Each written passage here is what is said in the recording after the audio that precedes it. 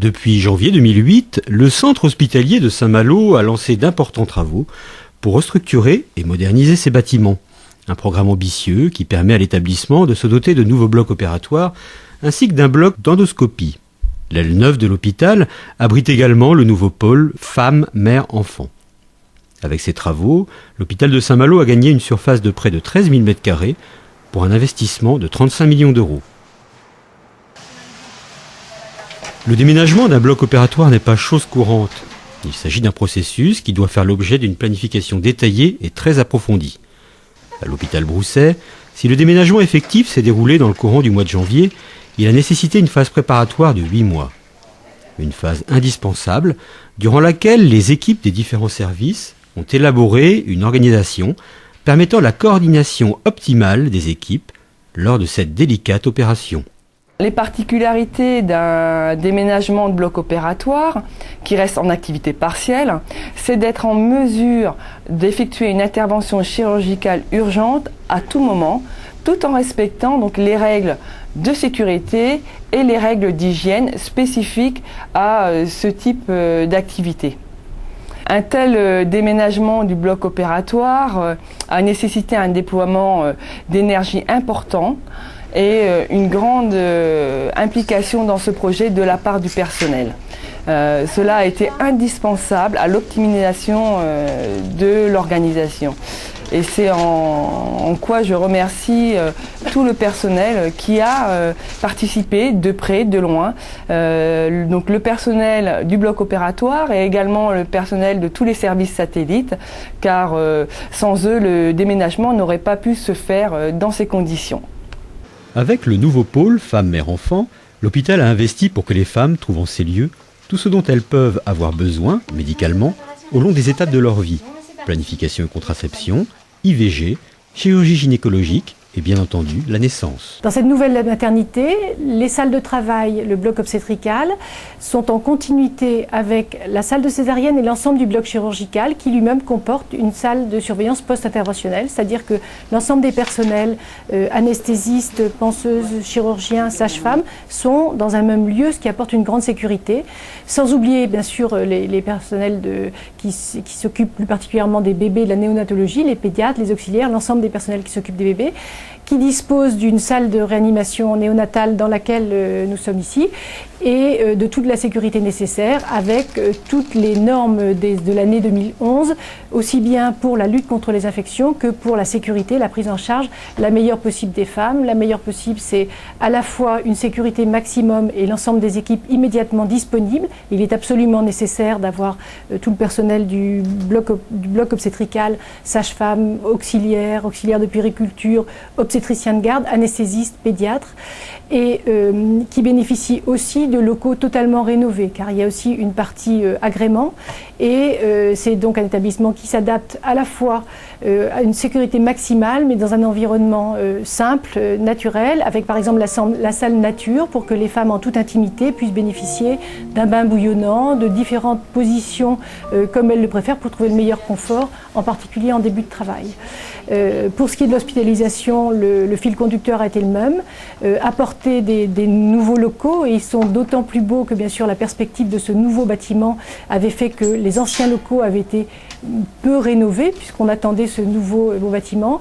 Il y a une insonorisation qui est extraordinaire et qui donne un aspect très zen à la maternité, un aspect très calme, une conception circulaire qui donne une certaine intimité puisque au lieu d'avoir des grands couloirs, les patientes déambulent dans une zone qu'elles trouvent plus protégée, et on est frappé de voir que les femmes se promènent plus dans l'actuelle maternité qu'elles n'étaient avant dans l'ancien grand couloir, et que les femmes sont moins confinées. Il y a aussi une façon nouvelle de fonctionner qui va avec ces nouveaux locaux, avec un concept simple. Si le couple veut prendre en main totalement son enfant, être tranquille, tout va bien, c'est déjà faire parce qu'il a déjà eu 2 enfants, il est tranquille dans sa chambre qui lui appartient, et c'est simplement un personnel qui est à disposition s'il y a besoin, mais pas du tout d'intrusion à heure fixe pour une visite systématique. C'est plutôt une mise à disposition à nouveau de la sécurité, mais une prise en main du couple pour son enfant. Ça aussi, c'est un esprit qui va avec les nouveaux locaux et que les nouveaux locaux permettent.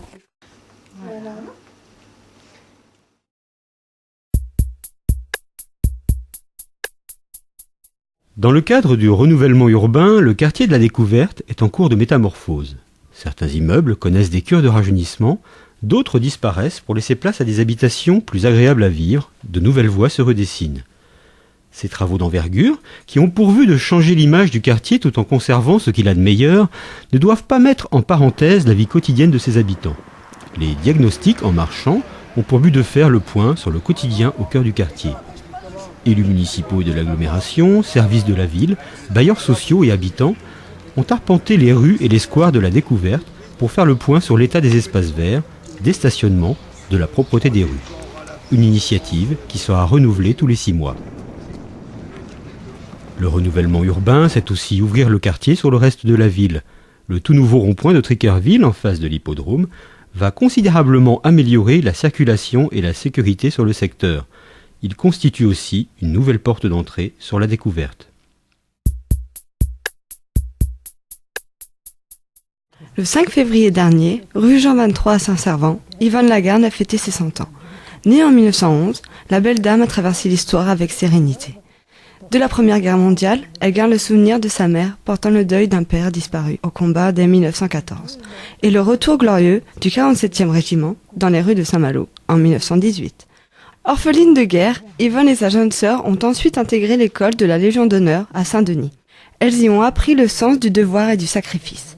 La Seconde Guerre l'a vu parcourir la France, fuyant les Allemands qui avaient fait de Saint-Malo une zone interdite. Je me souviens, ça c'est un souvenir précis, du retour du 47e, donc du régiment du 47e, dans Saint-Malo et dans Saint-Servant, en grande pompe, en grande gloire, en grande joie, et maman avec ses grands voiles, regardant, espérant, contre toute espérance.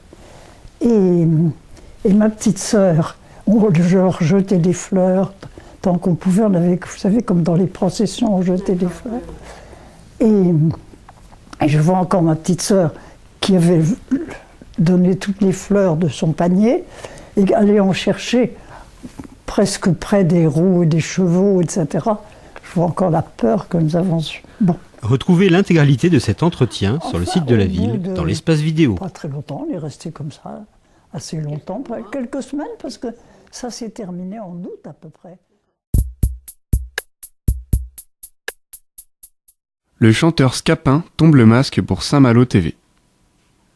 Jongleur de mots, équilibriste de la note, celui qui se définit comme un saltimbanque vient de sortir son 2e album solo, La Comédie Française. Opus en 15 actes à la mise en scène musicale en marge des clichés véhiculés par le rap et l'imagerie d'Épinal des cultures urbaines. Oh, on se déchire, on se déteste, et le superficiel nous tient en laisse, un cahier, un crayon et un tas de gamins en liesse. Donc je suis né à Paris, j'ai grandi en banlieue parisienne et je vis et je travaille dans la région de Saint-Malo depuis une petite dizaine d'années. Là je sors actuellement mon 2e album qui s'appelle La Comédie Française.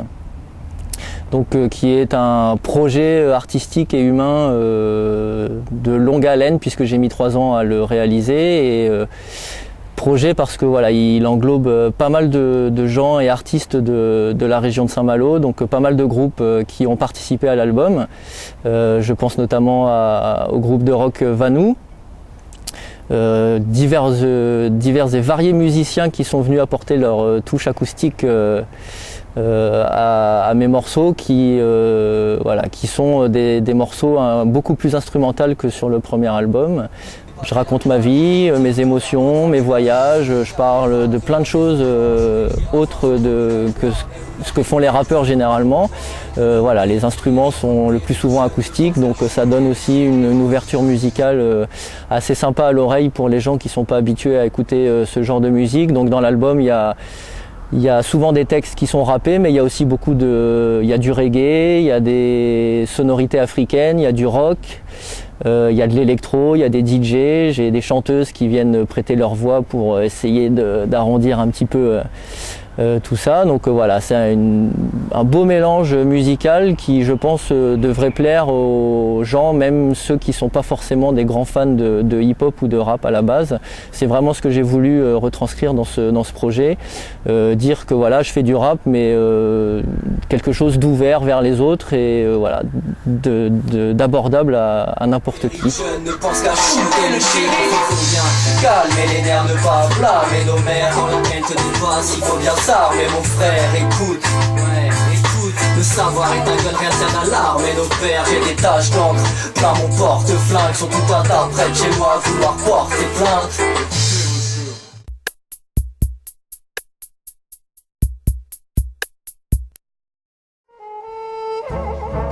Le festival Couleur Jazz, c'est 3 jours de concerts avec des musiciens et des chanteurs de renommée internationale.